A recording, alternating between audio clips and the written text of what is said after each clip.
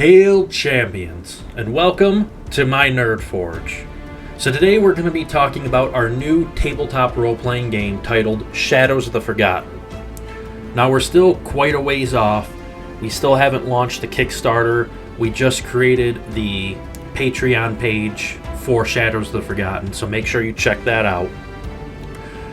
But this is going to be essentially lay of the land. What is Shadows of the Forgotten and what it's going to bring to your game table. So Shadows of the Forgotten is similar to, let's say, Dungeons and Dragons or Call of Cthulhu, Pathfinder. It has a lot of similar mechanics, especially from 5th edition. However, there's still a lot of mechanics and there's a lot of, from a tactical standpoint, that just doesn't make sense about a lot of those games. So we have added our own mechanics into the game, and it's a cool twist on it, and I'm sure you guys are going to love it. So a little bit about it. There are many different continents, many different races, classes, regions, religions that are all captured within this world, which we're going to be getting more into depth of races, classes, and every single continent and even city in a later video. But just for this video, we're going to be talking, like I said before, about the lay of the land. Here is the map of Norithica, which Norithica is the world that your new adventure is going to start on. So as you can see on this map here, the very western continent is Lestrica. Lestrica is primarily ruled by the humans. However, there are many different human regions and kingdoms on this smaller continent. Up towards the north, you have the northern humans, which pretty much resemble Vikings in a way. The most western part of the continent, you have the more Crusader and the Knights, the Templars that live in castles. And on the very southern border, within the desert region, you have the more trader and rogue type humans that rely mainly on different types of technology. To the north, you have Raufold, which is home to the former Titans, Giants, Ogres, and Orcs. All the way to the east, you have Caereth, which is Land of the Elves. This is where the High Elves, Wood Elves, and even the Cat Folk live, which we'll be getting more on the different races, like I said, in a later video. Now down towards the southeast, you have the Hollow. The Hollow is a forbidden, swampy marsh area that is home to the Lizard Folk, the Half-Demons, and yes, the Dark Elves, which were corrupted from the original Elves. Now to delve a little bit deeper into the lore of the land and the layout of this land and who inhabits the land. So when you look at the most western continent of Lestrica, like I said before, the humans rule this plane with an iron fist. Now there's many different types of humans that live here within the different biomes or regions, because unlike the Hollow, Caereth, and Raufold, where they're primarily in one type of biome, Lestrica has a wintry tundra biome farther to the north. They also have a more like a grasslands and lightly forested area pretty much in the center that makes up the heartland of Lestrica. But when you head more down south, it's more of a hot desert, low humidity type climate. So you have the northern humans, which pretty much resemble Vikings, that are more tribal. They live inside of war camps, and their ancestral home was actually Raufold at one point before the ogres pushed them back and won that invasion and pushed them to this continent. And these northern humans is where the modern day humans come from. They're essentially descendants of the original human ancestors. Now, when you head more to the middle of the continent, you'll have the Western humans. These humans make up a bulk of Templars, Knights, Crusaders, pretty much medieval Renaissance era humans.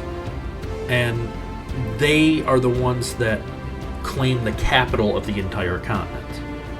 Now, when you go more south to the more desert type biome, you'll find more or less merchants, rogues, a little bit more of the shadier humans. There's a lot of magic and Magitech, which we'll get more into that in a later video, that is down there.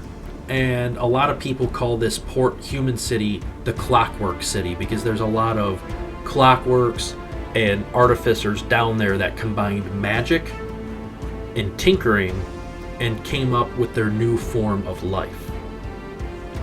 Now, when you go up to Raofold, you'll easily notice that this is the largest continent by far. It is also said to be the most ancient continent. A lot of this land is newer land that was formed. This is said to be a part of the original landscape.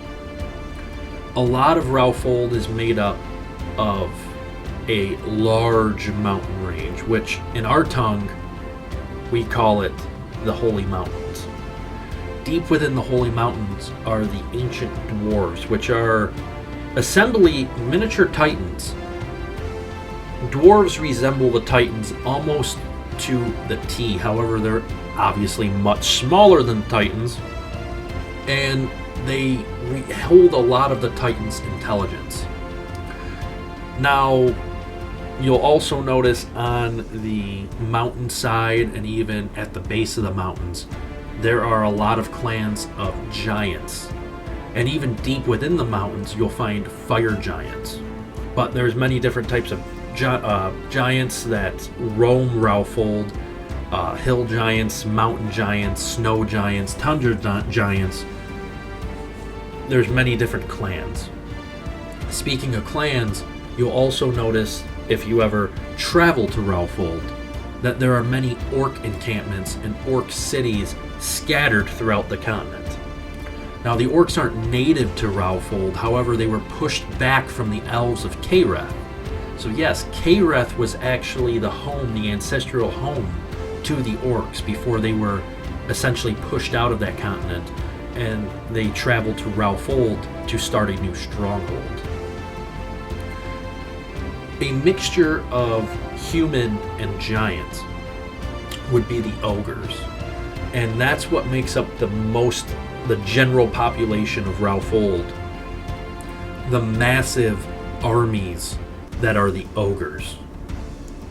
Now, when you head over to the eastern continent of Caereth, it's much, much different than any other continent you're going to visit. Some call this the Enchanted Lands, the Ancient Lands, but it seems to be untouched by civilization, as there are ginormous oak trees, spruce trees, and these trees are ginormous. They're not like other forested areas of Norithica. These are ancient trees that are hundreds and hundreds and hundreds of feet tall, and even some of them spreading 20, 30, 40 feet wide. The elves make their home here.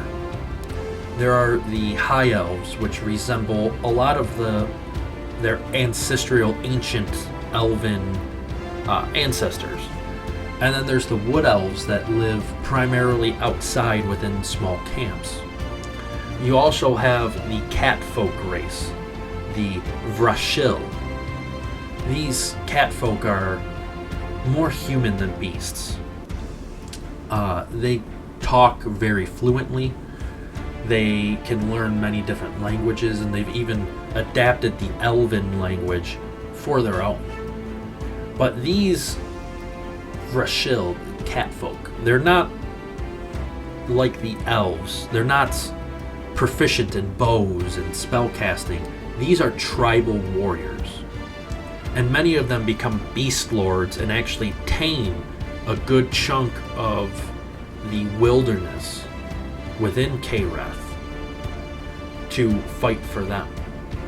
So many of the vicious beast lords, which beast lords are essentially a hybrid of like a shaman and a monk, but we'll get more into the classes in a later video. You'll notice a small, well, not small, it's a pretty large peninsula called the Hollow that is off of Kareth. This at one point used to be a beautiful enchanted forested land. However, now it's a damp, marshy swamp. And a lot of the Hollow people don't go to. It's a forbidden land. But there is an ancient race called the Skarn. The Skarn are a lizard folk type race that stand extremely tall at around 6 to 7 feet. They're not slender by any means. They're pretty large creatures. And they are the only ones that can really inhabit this swampland. They also share this land with the Rameth, which essentially are half demon, and we'll get a lot because there's a whole lot of lore behind the Rameth, and there'll probably be a video just on them. However, who really makes up the bulk of this continent are the Dark Elves. On the large island east of the Hollow, there's a large prison asylum that was created by humans to put just the most evil beings there. You can think of it almost as Alcatraz. However, when ancient wars between humans and elves took place, well, that asylum went abandoned. Through some dark rituals, the Dark Elves were created from the High Elves. And they were obviously exiled from Kareth. And when they came to the Hollow, they sailed to that island. They started to inhabit areas of the Hollow, but were met by the Skarn and the Rameth.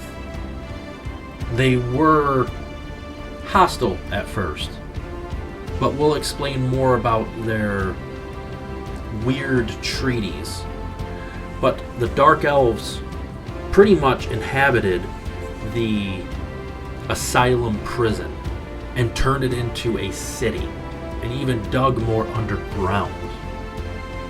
So the entire continent of the Hollow is just a dark and demonic place that most of the other races dare not go.